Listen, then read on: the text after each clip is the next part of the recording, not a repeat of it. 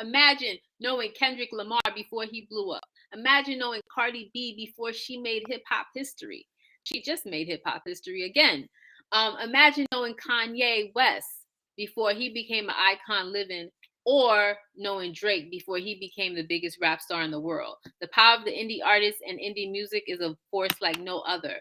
Music has the ability to inspire, incite. It has the ability to change the world. That's why Dream Hustle Win podcast is one of the most influential platforms for music millennials. But before we jump into the questions with our dope artists, we have a quick public service announcement. Dream Hustle Win has a university. Dream Hustle Win University is the #1 music smart university. Artists get to speak with real music executives about stuff from like trying to figure out if these emails are bogus or not. They also can figure out how to monetize their music. So make sure you guys go to www.dreamhustlewin.com and schedule a free 20-minute consultation with a music industry veteran so y'all can learn how to make that money with your music. All right. So let's get back to our podcast. We got a dope artist today. He goes by the name of Torow. What's good, Torow? What's good? What's good, everybody? Yes, major recording artist in the building. We're gonna just jump right into the questions. So, I mean, Torow's getting a snack right now, so you know we good. We comfortable. We laid back today. So, um, he giving you this is MTV Cribs. You giving us a tour and everything. Okay. I was trying not to, trying to get the dog out of the room and everything, but I'm here now. Okay. All right. All right, so I'm checking out your social media, and I'm seeing how creative you are, how talented you are, how confident you are, and I'm thinking you could have been successful at anything you put your mind to. So, what made you choose music? Oh man, that could be a really long story. Ever since I was a kid, I want to say from the age of like 4 or 5, it was the only thing that I ever did. I was one of the strange kids. I was the kid that never went outside, but always sat inside, and I would rock on the sofa and I would make up my own songs. And it was something I've just always had a passion for. Mm-hmm. Okay, beautiful. So, when you stare in the mirror, like, what do you see? What do you see in yourself as an artist, as an entrepreneur? People on the outside looking in have their own perception of you, but what is your perception of yourself? Oh man, that's it sounds like it should be a really easy question to answer, right? But barely, like, I think what we don't realize is that everybody goes through something, and at one time I couldn't even look at the mirror at myself because I was just that lost. Going through things with the family, going through relationship things, and finally finding that one person who was actually able to see my path and Mhm. say to me, if that's what you really feel and that's what you love, because you're always around the house singing, you're always writing, you're always doing something musically, you're always at karaoke, then Right. why don't you just do it? Why don't you go for Hmm. it? And there was always a lot of fear, and I just got to the point where I said, I'm not getting any younger, and life is about living. So why don't I just live? Why don't I Right. go for what it is that I know? And I started looking in the mirror and I said, yeah, you don't look like a lot of the other guys. You don't have that muscular body. You don't have this look. You don't have this sound. And I thought about that for a second and I was like, that's what makes me me. Yeah. Right. Original. I'm authentic. This is me. So, me being me, I have something to bring to the table, whether that be a different style, a different sound, or just me being me and telling a story from my perspective.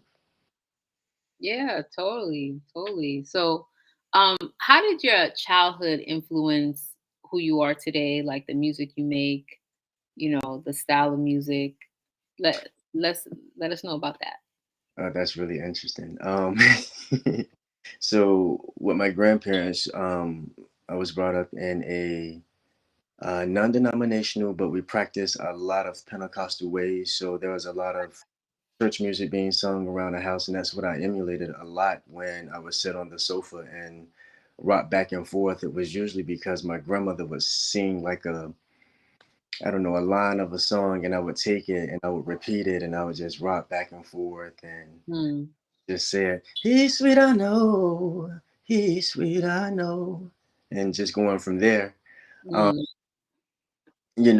and as I got older, being in the house with my mom and dad, my mom was a Frankie Beverly and Maze playing woman. My mm, dad was too, and Curtis Mayfield. So yeah, growing up, I listened to a lot of these artists, and it just kind of stuck with me until I got to a point that I said, I want my own radio. And so I finally got one for Christmas, and okay. I had nothing to play on it. And so I went through my mom and dad's albums, 45s, 33s, and I found Sam Cooke and I found Stevie Wonder. And it's like the moment that I found them, I found joy because now I had something that I felt like touched me. I liked what they sung about. Um, I liked the sound of their voice, and it was something that I was actually able to do. So yeah, Mhm, mhm. Nice. Wow. Okay, so when you're making music in the studio, what kind of feelings do you get? Like, what's the vibe like in the studio? Are you solo? Do you bring people? Like, what's up? man, that's another good question. Originally because of the fear that I had with singing, when I finally got to the point that I was, okay with it and confident, I would not allow anybody in the studio with me. I just Mm, couldn't do it. I couldn't deal with um somebody else giving me an opinion about something because I always felt like it was something that I had to take. Like, why are they giving it? And if I didn't take it, then they'd be offended. So for me, mm, just keep them out. And what I learned is in me doing that, I learned how to find a lot of me. I learned how to go in and say, hey, I think I like how this sounds when I do this, but I don't like how this sounds. I mean, it's a good and a bad thing. Sometimes you need those there to let you know that, hey, that wasn't so bad, or you should actually do that. But I couldn't do that at first. Now I can do that. Yeah. got it. Okay. So the music business is an all or nothing type of business. Like, what makes you bet on yourself? What makes you feel like you can get to that superstar level? If Definitely, because what I do is something that's different. Um, I guess there are other artists out there that try to incorporate, and I guess without a choice, they do it because it's how they were brought up. They were brought up listening to a certain style of music. Aretha Mhm, Franklin, for example, when it comes to someone like Jennifer Hudson, and then you see what it is that she's doing now. It's the same thing for me. I'm trying to take that soulful feel of the 90s and incorporate it with today's sound. Um, mhm. and me just being me authentically with, my personal experiences and the way that I perceive life, I think that's what makes all the difference.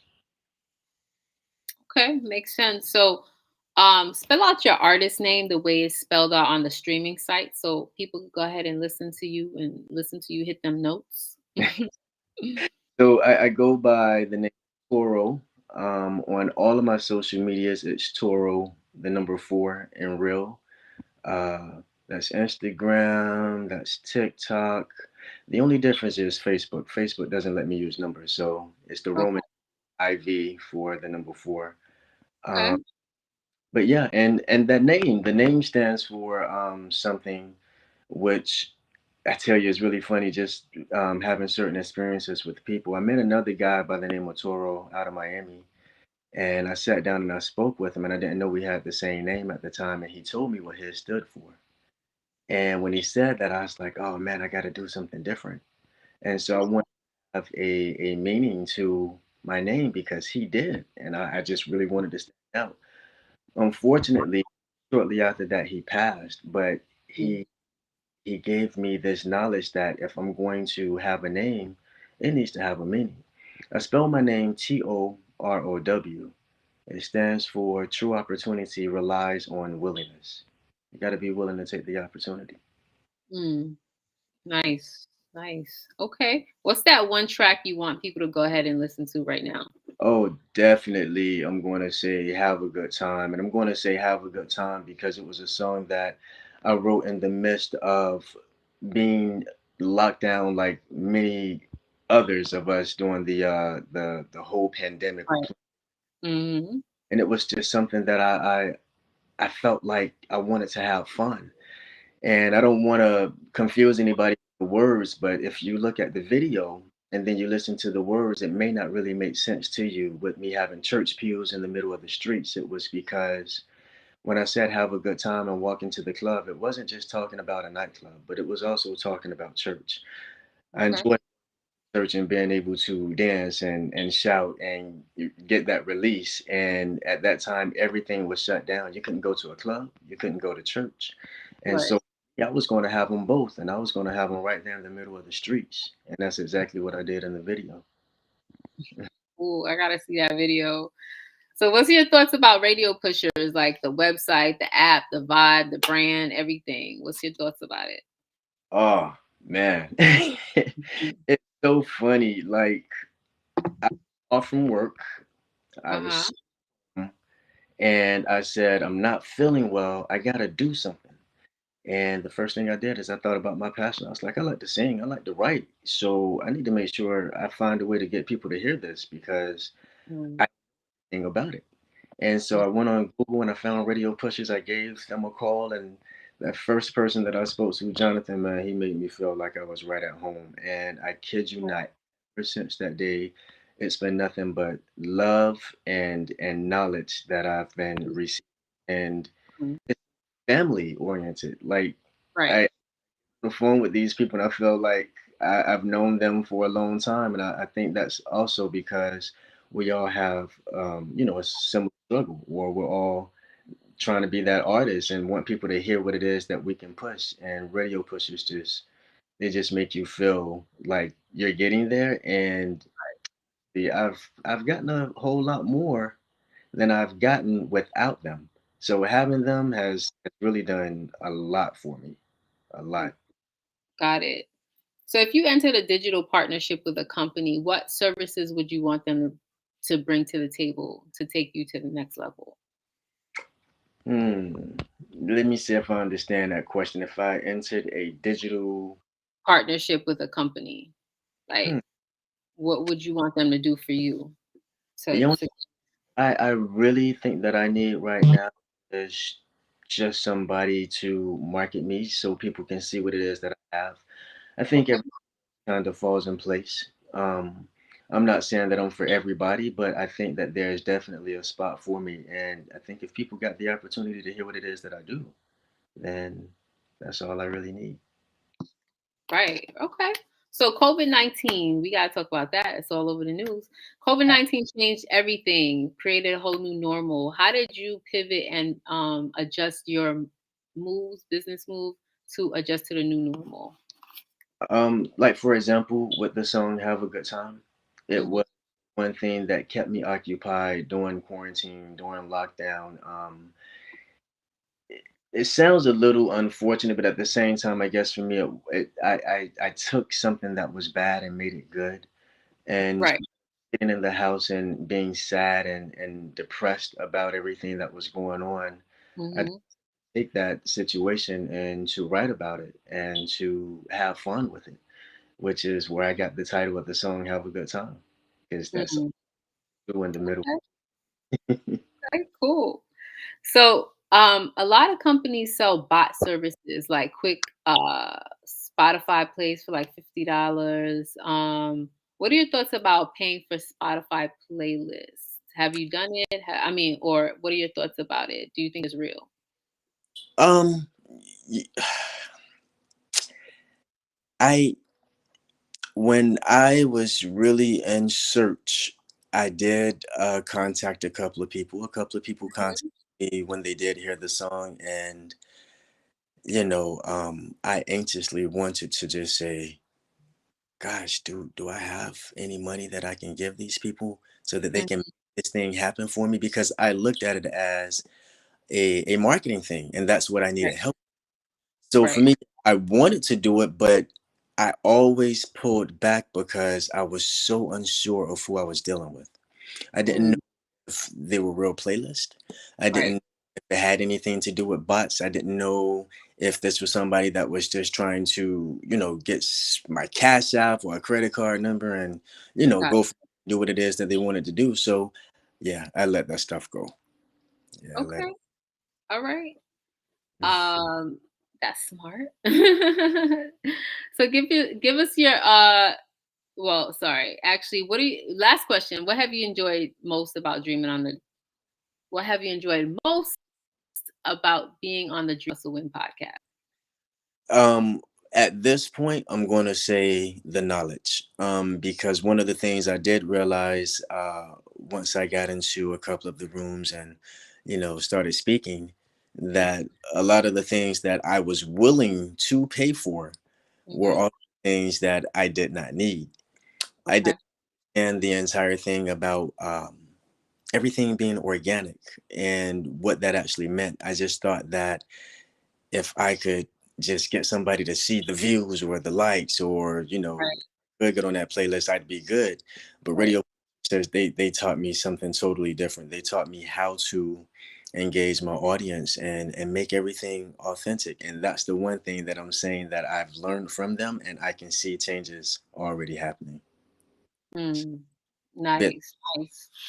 Okay, family. Well, go ahead and follow Toro on Instagram. Go ahead and stream his music. You will not be disappointed.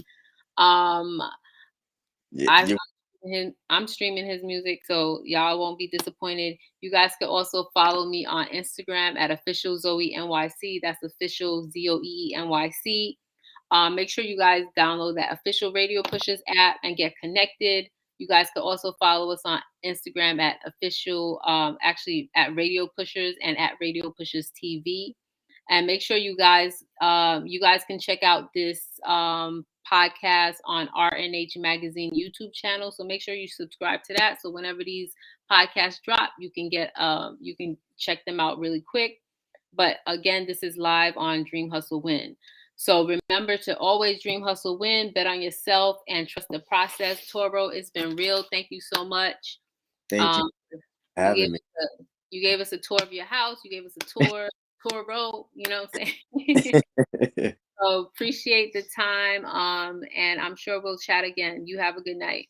Appreciate you, Zoe. Take care. Take care. Bye.